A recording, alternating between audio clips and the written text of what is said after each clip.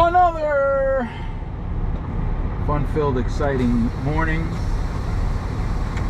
at the Solomon Project, where it's not how much you make, it's how much you keep that counts. I'm your host, Richard Burns, and we're in another cave. Another cave in a different location.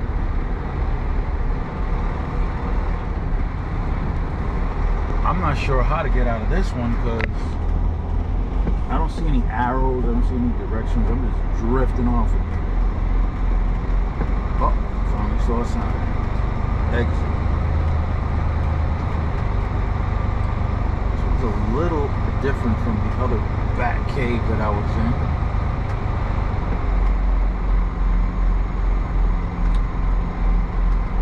Fun times, fun times. Make sure nobody's coming in either direction.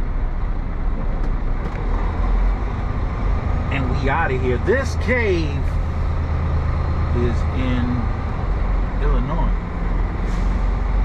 The last cave I was in was in Missouri.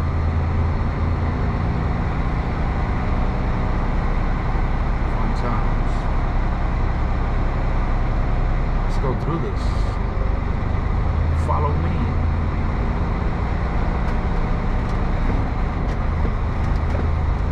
Speed limit at 15. Here we go.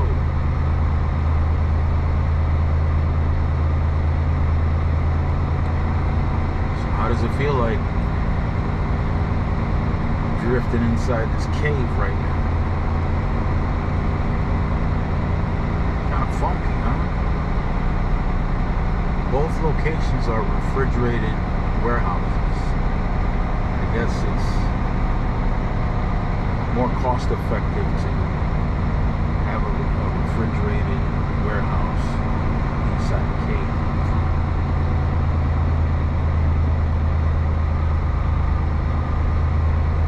Oh, I can see the light. There's daylight. Daylight. There we go. We was deep in the back cave.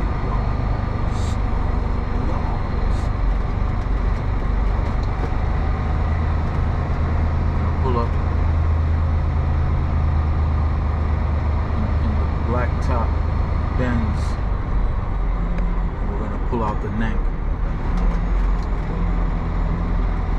One boy came out here, he didn't even bother to shut his doors.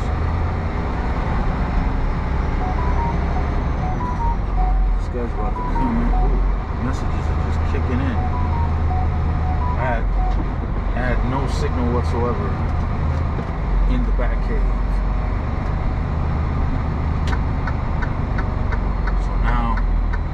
Getting all kinds of notifications. It's all good though. We're gonna go over to the staging area for this place. When you arrive to this place, you can't just pull in. And same thing with the other cave that I was at. You couldn't just pull in because obviously there was a limited amount of space for you to maneuver if you had to maneuver. And if more than one truck had to maneuver, then you both had limited. Oh, look at that. The truck that had his hazards on with his doors open, he had to make the left also. We're going to go to the staging area first. Let's go to the staging. I got to check to see what my next pickup is. And I also got to check to see if the purchase of some stocks that I put in for this morning went through or not. So there's a pre-market that you can participate in that's available from I think 7:45 in the morning Eastern Standard Time till the opening, which is 9:30 Eastern Standard Time a.m. The pre-market is a pre-market, and I I personally don't recommend that anybody do any kind of options trading in the pre-market. There are reasons for that, reasons that I will not explain right now, but there's a damn good reason why I don't trade options in the pre-market nor the after-hours market. Yes, there's an after-hours market also after the closing bell at 4 p.m. There's an after-hours market.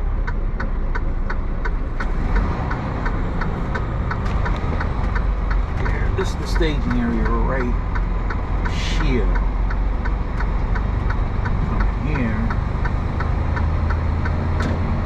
chill out, and wait for the warehouse to give you a call and let you know you may head over there and get to your assigned door. They assign you the door before you get there. You got to call. Where I came out of, if this is your first time ever coming over here, where I came out of, you'll more than likely pull in, not to enter the cave, but you'll pull into the driveway to the entrance of the cave, and that's where you'll spot the phone number that you need to call. There are instructions outside letting you know that you are not to go into the cave until you call first. So after you call, they assign you the door, and this is the area you'll wind up waiting. Now let me make some adjustments here. Now this is Central Time where I'm at, so I'm 1 hour behind. What? Yeah, so I'm 1 hour behind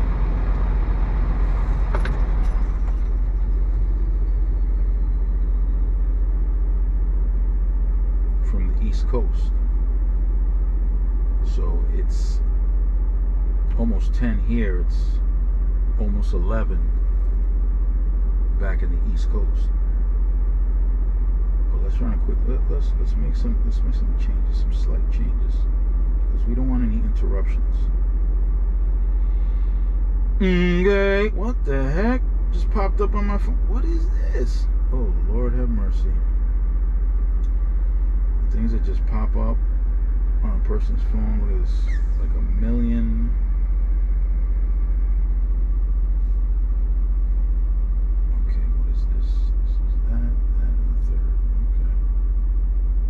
This, that, and the third on the phone.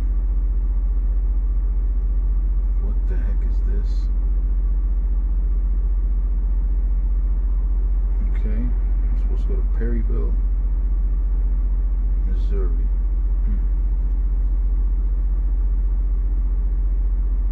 Is that for today? What the fruit flavor? What time is the pickup? See, I got all this information now on the Fiznone. Yeah, we're gonna find out right now. Got all these crazy these brokers, these load brokers. They have all these funky apps. Okay, let me see. Everything is all messed up. So I gotta install a little something to get this app working. This is a tracking app, so the broker is tracking wherever I go.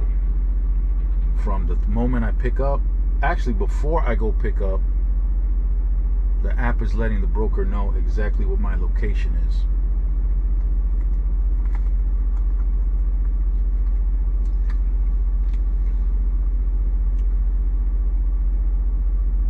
And according to this, I got some code that was sent to me as a form of verification.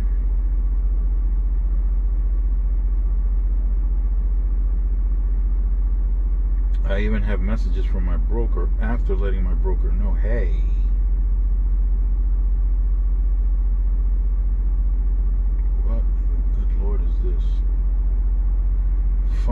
stuff.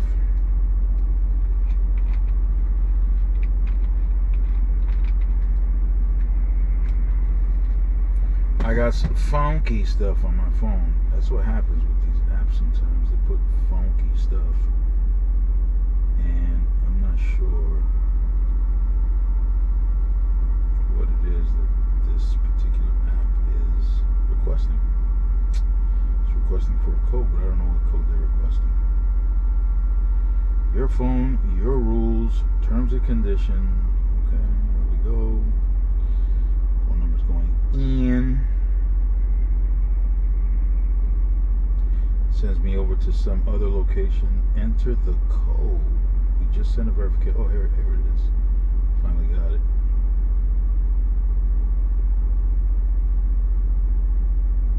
Oh, they want names up in this piece.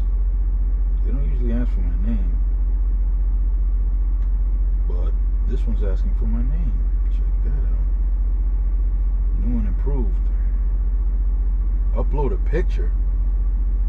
Are you kidding me?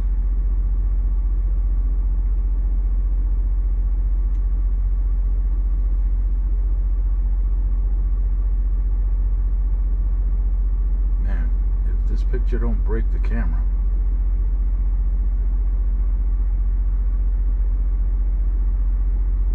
Yeah, once they see this picture, it's a wrap. They're gonna say, forget about it. We ain't giving this guy a load. Crazy. Look at this dude.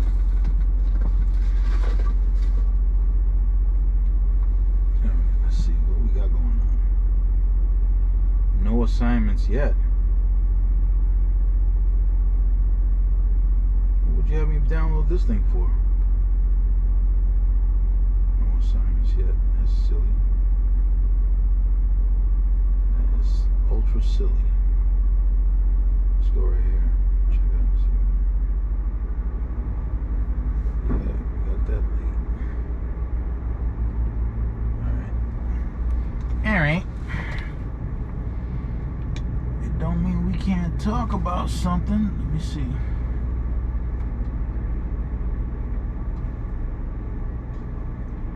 Tell me something good.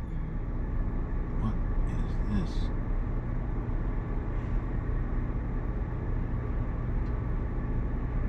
Why did this guy send me? I haven't spoken to this guy in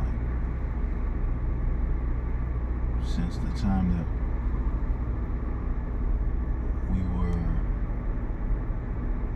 we were freed from Egypt, man.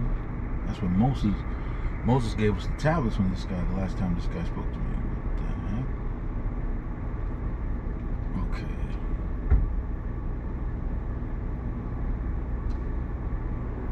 Let me get this right over here.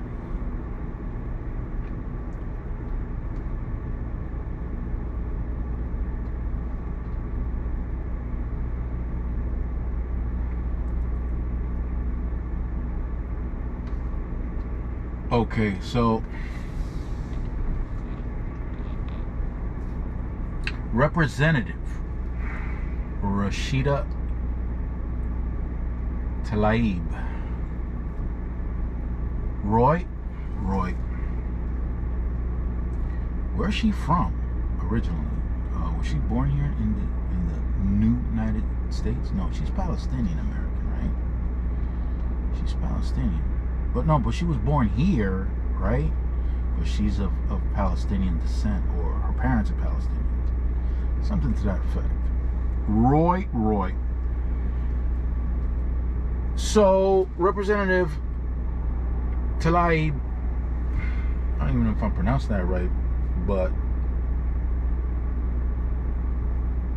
she's from Michigan, I think, and she had convinced her constituents, and she even formed some group in protest of Biden, because he wasn't doing enough with whatever was going on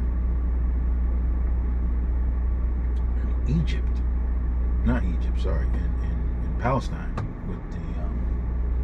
with the whole thing with with Israel attacking Palestine. And yeah, what Prime Minister Netanyahu, is he a Prime Minister? Whatever he is. Netanyahu, whatever he was doing out there was foul. He was going too far, way beyond what he needed to do. And a lot of innocent people were getting murked unnecessarily. And Tlaib, of course, being Palestinian, well, she's American born, but of Palestinian family. You know, of course, she's heated, she's upset, she's emotional about what's going on. Now, Israel is its own country. They do what they want. Granted, they get a lot of military backing from this country and financial backing from this country, from the United States. And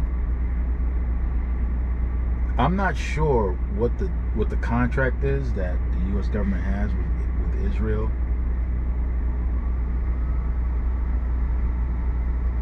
But she was expecting Biden to break whatever contract the U.S. government had with Israel in order to force them to stop attacking Palestinians.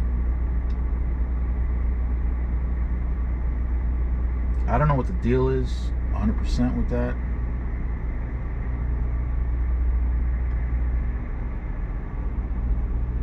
But what she decided to do was create some kind of group, some kind of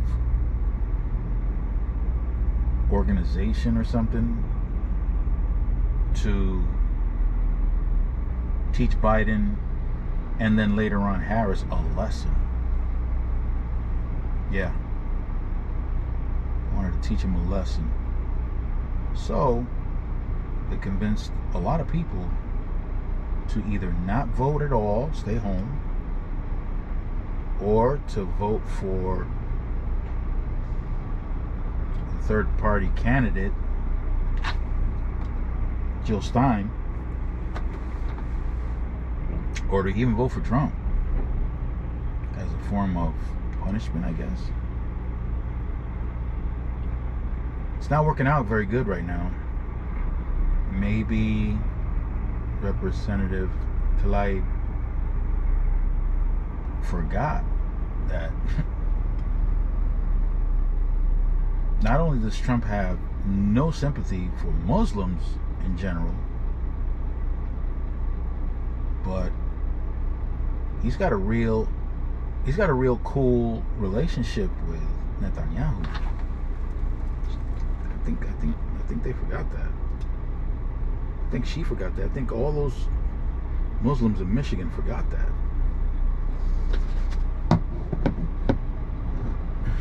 So whatever mathematical equation they used, I'm not sure about that math. I don't think that's the math that we were taught in school. This is like a new form of mathematics or something. I'm not sure what the deal is with that. Because now, with Trump in office, come January 20th, I think those Palestinians or those Muslims in Michigan or wherever else they are, they're about to get stomped. Yep. That's a huge F around and find out moment. Huge. But here's the crazy part. She organized some kind of protest in DC that I heard of. And I think that's super silly. I think that's super silly. You convince all these people to vote against their own well-being. And now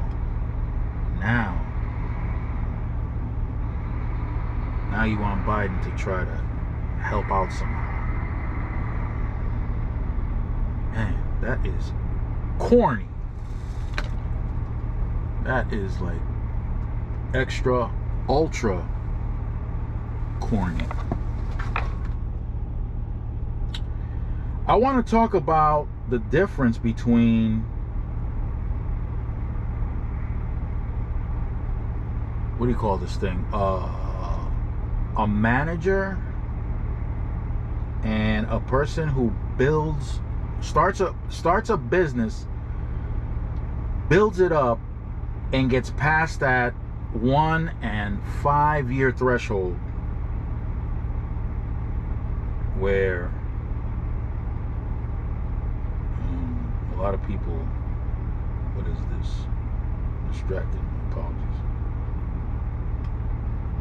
Where a lot of people, oh, I think I'll put the information in. All right, let's try it.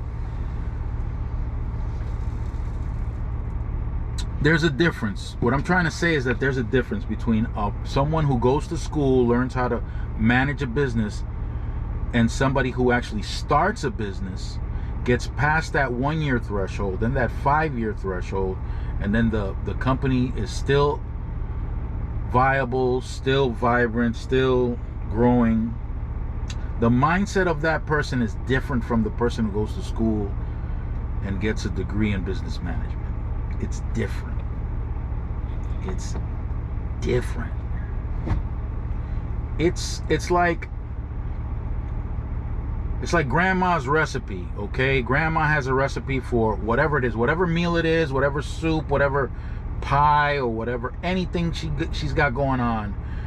Grandma somehow knows the right combination of condiments, the right amount of each condiment. And when you see her at work in the kitchen, she ain't got no instruments to measure anything she does. Everything is by sight, by touch. She can grab whatever amount it is. She ain't measuring it with any kind of tool. And it doesn't matter the quantity of the meal that she's making. It's like she grabs the right amount of anything she needs and whips out the most delicious whatever it is. The most delicious.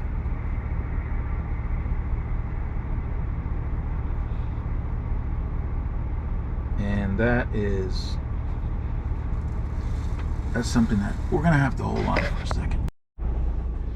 All right, and we're back.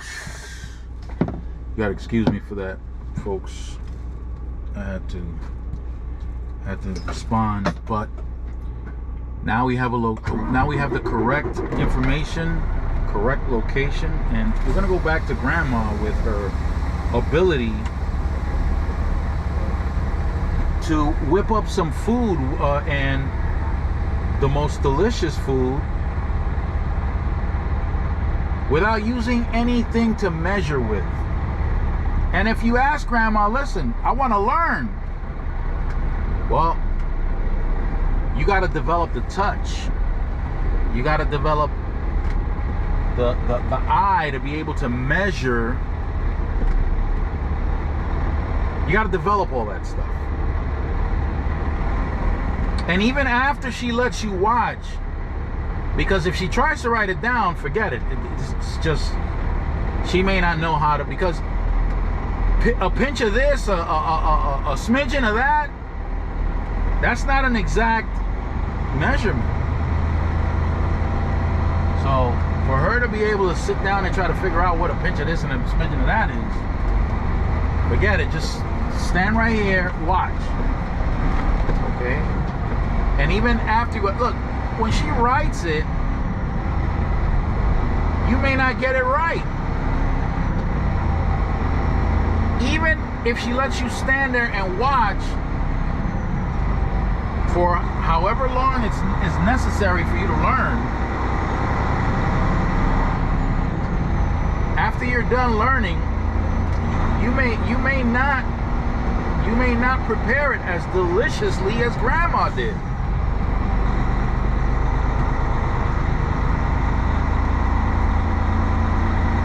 And not everybody can cook like grandma.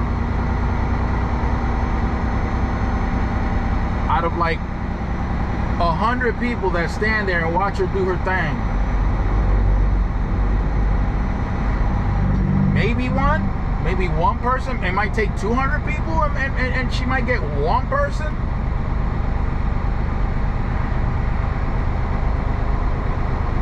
That'll have their cooking tasting pretty much like grandma. So to start a business,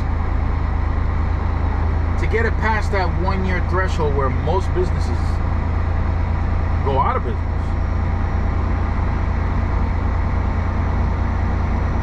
most businesses go under within the first year. Most. The percentage is extremely high.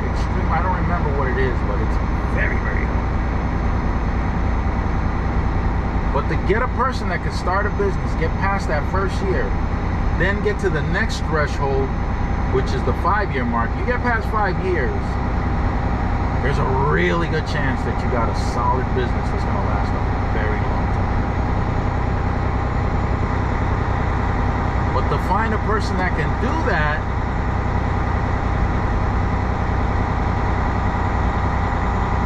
and then in their evolution, as the company grows,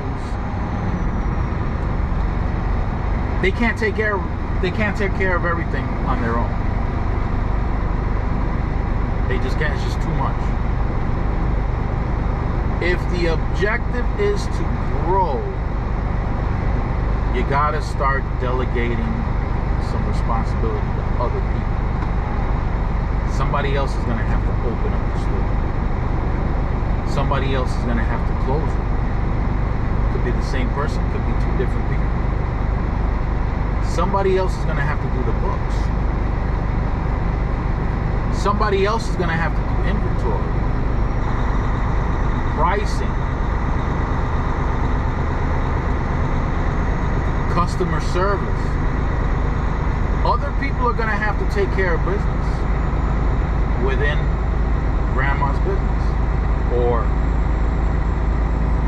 whoever it is that starts the business that gets it past those thresholds, if they want to grow. If they try to take care of everything on their own, the business will not grow.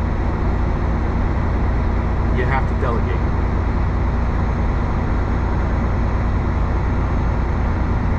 And it's a process.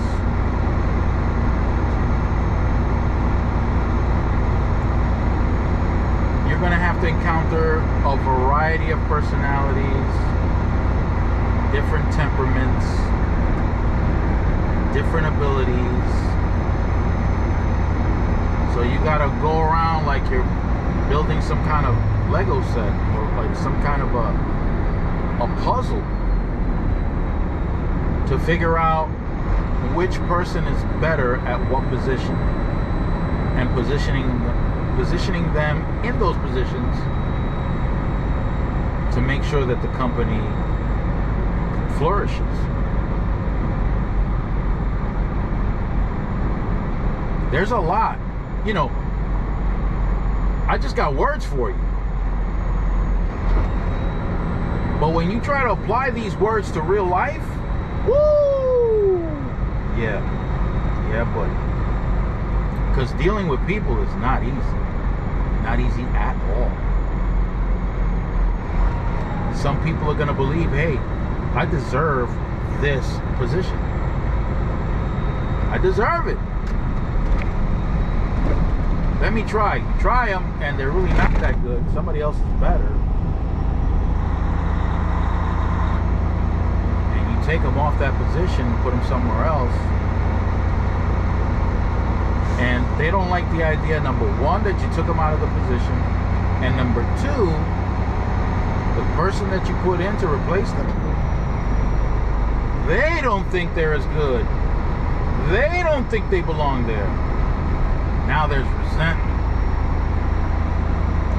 So now in their new position, they're not trying to work as efficiently and as effectively as possible because they resent what you did. They disagree 100% with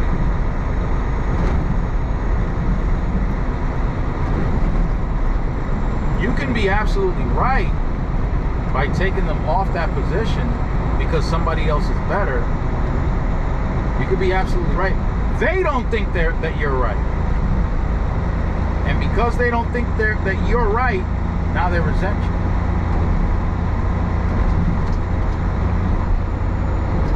So they start doing little things in their new position that hurts the company, that slows things down, and it's deliberate. But in the time that they're doing it,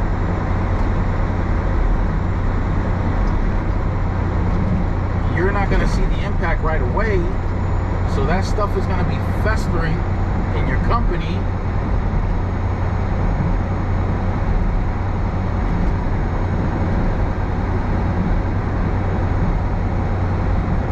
Now you got to get sidetracked to investigate what's happening.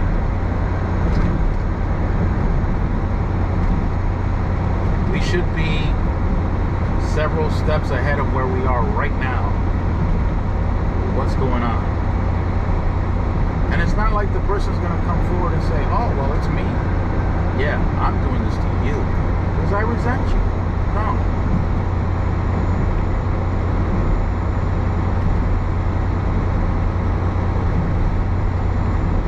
Maybe they grow up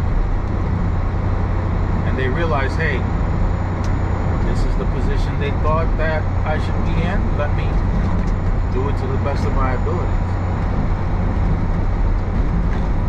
You hope and pray that they grow up and do just that. Well, you don't even know to hope and pray because you don't even know what's going on yet.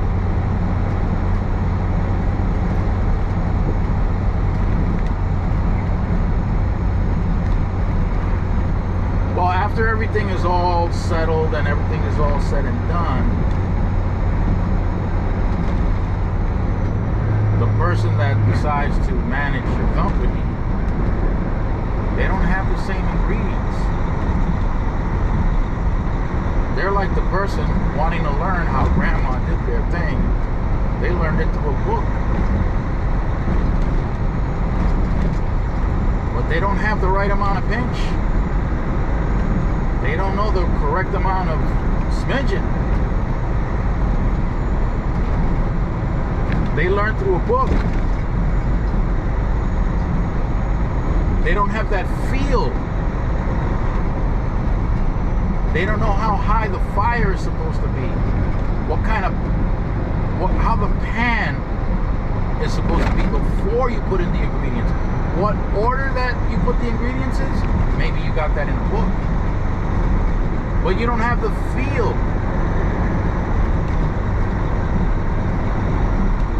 You may not have the same drive to do certain things. Like a mother and their child.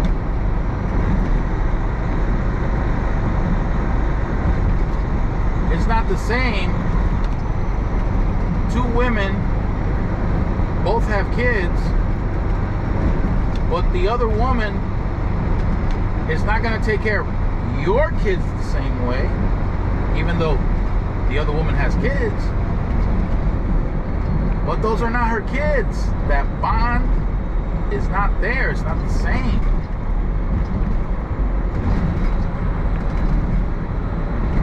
That's how it is between managers and people who start their own businesses.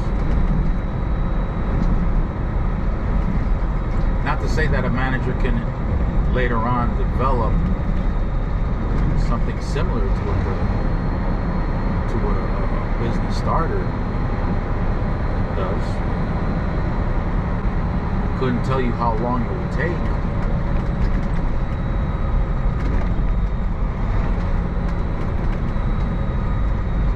business manager might think in terms of doing well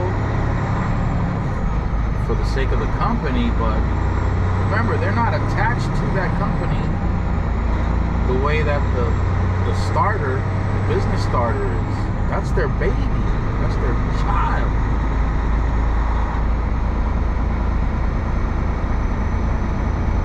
They're the ones that are going to pick that business up, put them on their shoulder, and burp it. The manager ain't going to do all that.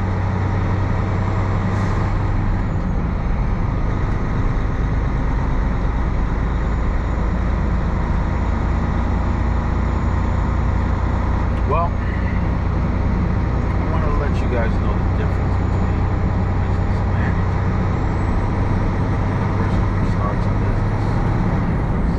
It's different. It's different.